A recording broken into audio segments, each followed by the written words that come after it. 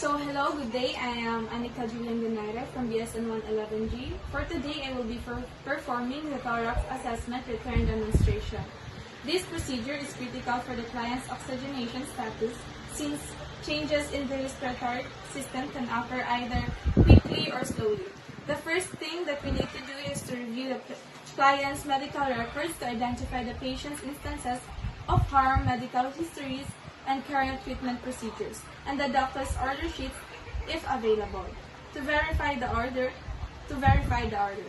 Next is to determine the scope of assessment needed, which would include the patient's posterior and anterior thorax and lungs using the IPDA or the inspection, palpation, percussion, and auscultation. Prepare the necessary equipment needed to save time. The following material needed includes a skin marker, a centimeter ruler, and a stethoscope. After that, perform hand washing to protect the patient and myself from cross-contamination. So, I will now introduce myself to the client and the client's companion if they are around. Verify the client's identity and ask them how they would like to be called. So, hello ma'am, good morning. I am Anika Julian Donaire, your student nurse for today. May I see your resident, ma'am? So can you please state your name? Sherry Rasa Samoles, How about your birthday? June 14, 2004. So ma'am, how would you like me to call you? Just call me Cherry. Okay. So how are we doing today, ma'am? I'm fine. Okay. So did you eat your meal before going in here? Yes. How about your sleep? Is it okay? Yes. Okay. Today, ma'am, I will be doing a thorax assessment. This is a part of comprehensive assessment that needs to be done, especially if the patient is having a hard time breathing, has a cough, or is experiencing discomfort in the chest area. Do you have any questions or concerns before we start the examination? So far, nothing. Okay. So I already adjusted the room temperature for you. Let me know if you are comfortable with it. Okay. Okay. So I already closed the doors for your privacy and to also avoid you from distractions. It is rest assured that all the gathered data will remain confidential and only for the medical staff to see. I will ask you to take off your clothes. In return, I will give you something to cover the parts of your chest and back. First is to check for any signs of respiratory distress. The patient is breathing normally, no signs of nose flaring, and first lip breathing. Normal color in the face and also the lips and also the chest and the fingernails. Palpate and note the position of the trachea.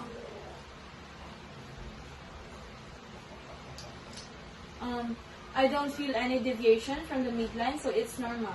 Note that any deviation from the midline is considered abnormal. So, ma'am, may I ask you to stand up with your arms at the sides of your body, as I will be observing the position of your collarbone and the overall structure of your chest.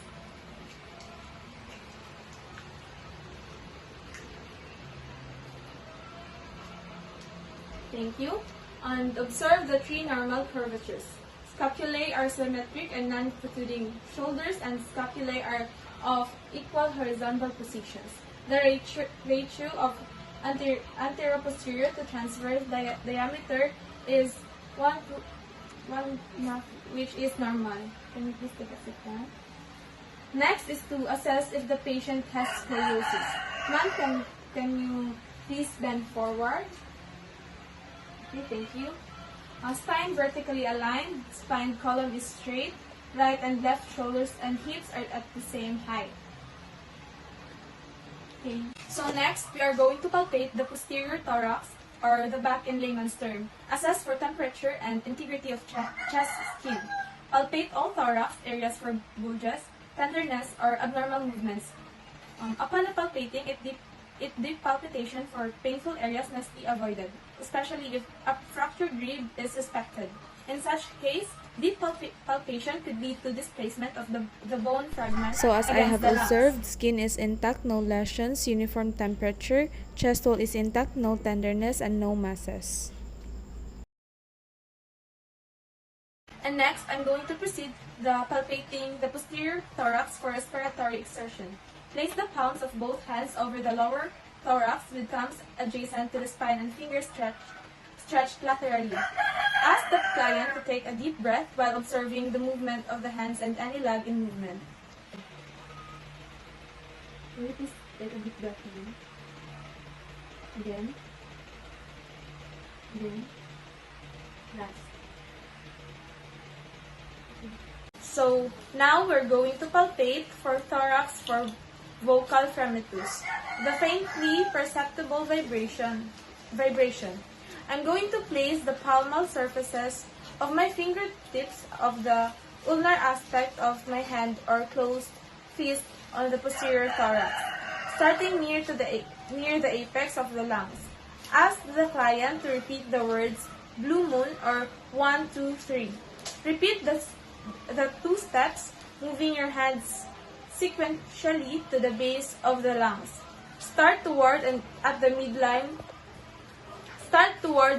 at the level of the left scapula, and move your hand left to right, comparing findings bilaterally.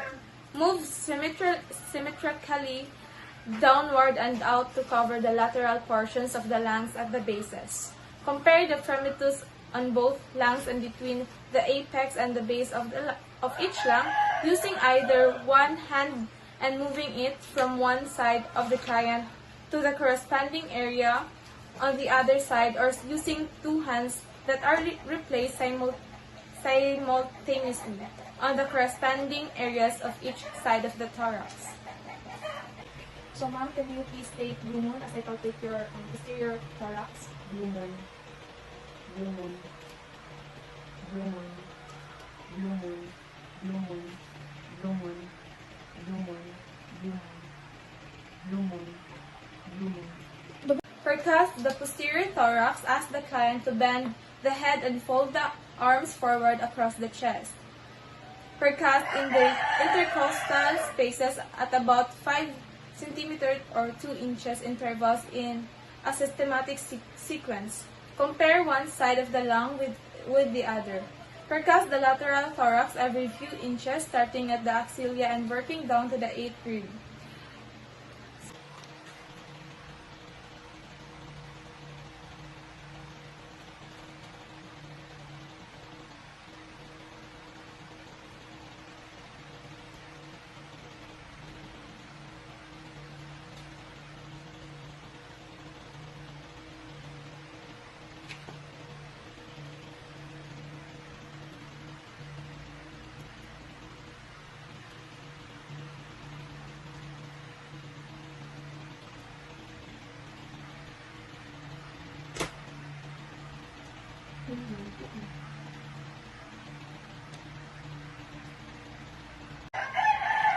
Measure the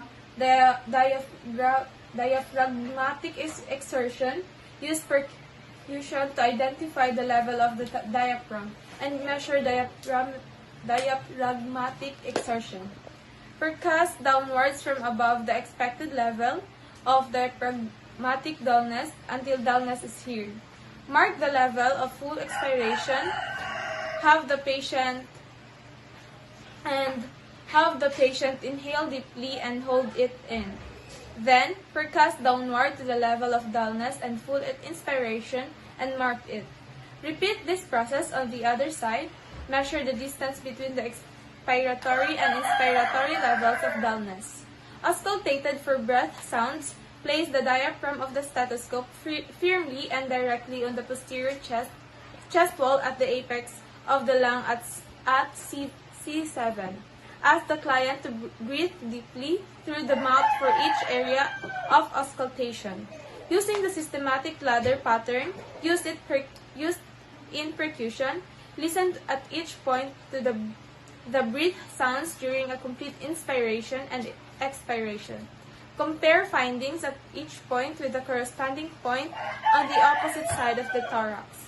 Note the location on the chest wall where adventitious sounds are heard, as well as the location of such sounds within the respiratory cycle. So I hear the vesicular breath sound, bronchial breath sound, bronchovesicular breath sounds, and no crackles, fine or coarse sounds, wheezing, sibilant, stridor, gargles, and friction rub.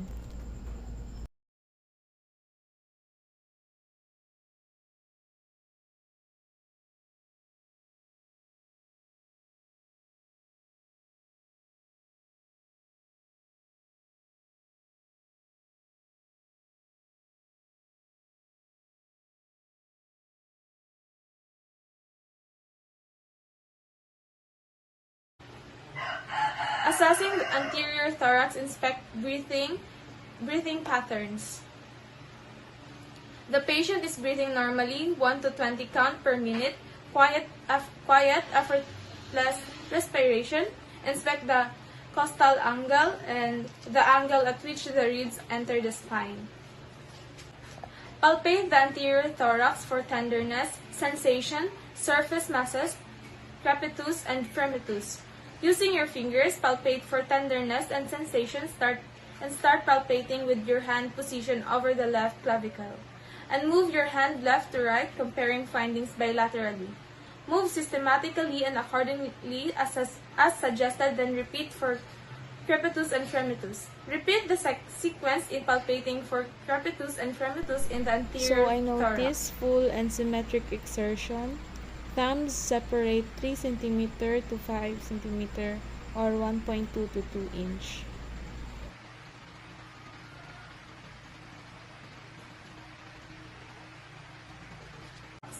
Palpate for respiratory exertion. Place the palms of both your hands along the lower rib cage and with your thumbs along the costal margins. Ask the client to take a deep breath while you observe the movement of your hands. So ma'am, can you please take a deep breath? Again. Last. Thank you. Percuss the anterior thorax systematically. Begin above the clavicles in the supraclavicular space and proceed downward to the diaphragm. Compare the lung on one side to lung on the other side. Displace female breast to facilitate percussion of the lungs.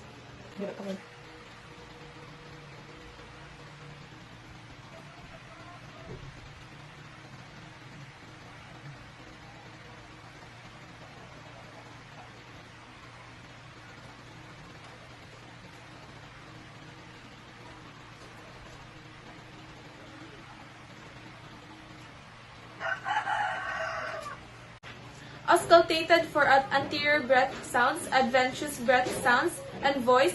Auscultate the trachea and anterior thorax. Place the diaphragm of the stethoscope firmly and directly on the anterior chest wall. Auscultate from the apices of the lungs slightly above the clavicles to the bases of the lungs at the sixth rib. Ask the client to breathe deeply through the mouth to avoid transmission of sounds that may occur with the nasal breathing. Listen at each side for at least one complete respiratory cycle. Listen for normal breath sounds and adventitious breath sounds. And follow the systematic ladder pattern.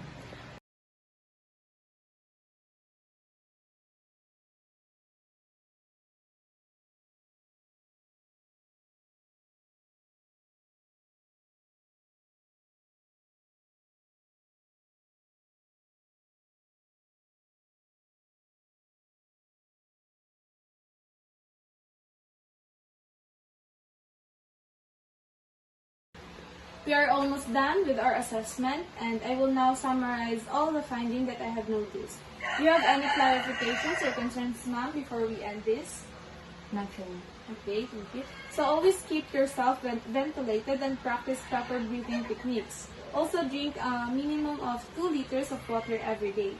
That's it for our assessment for today, and thank you for your cooperation, ma'am.